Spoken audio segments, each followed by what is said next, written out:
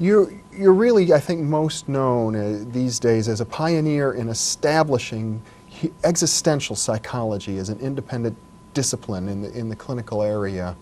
And that's a discipline which, unlike most forms of clinical psychology that rely on a medical model or a behavioral model, relies more on a philosophical model. And you draw heavily on the works, I think, of philosophers such as Sartre, Heidegger, Kierkegaard, who deal with basic notions such as anxiety in a different way than most medical clinicians do.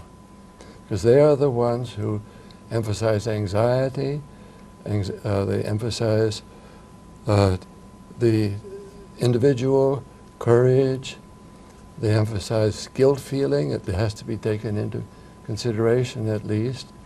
And they see human beings as struggling, sometimes successful, sometimes not successful.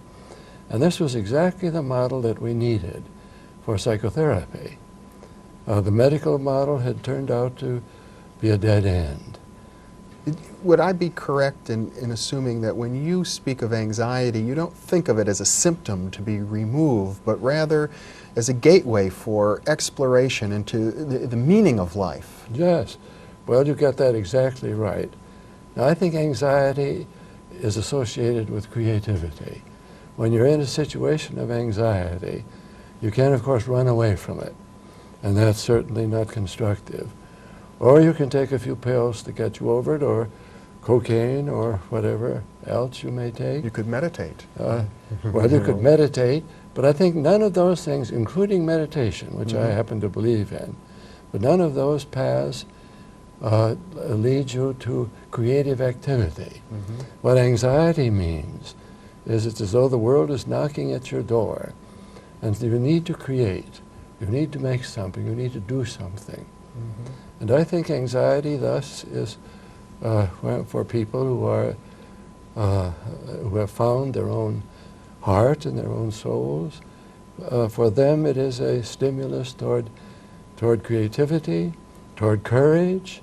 It's what makes us human beings. I suppose much of our anxiety comes from the basic human dilemma of being mortal, of ultimately having to confront our own demise. Yeah, we are conscious of our own selves, our own tasks, and also we know we're going to die. Man is the only creature, men, women, and children sometimes even, are the only creatures who can be aware of their death.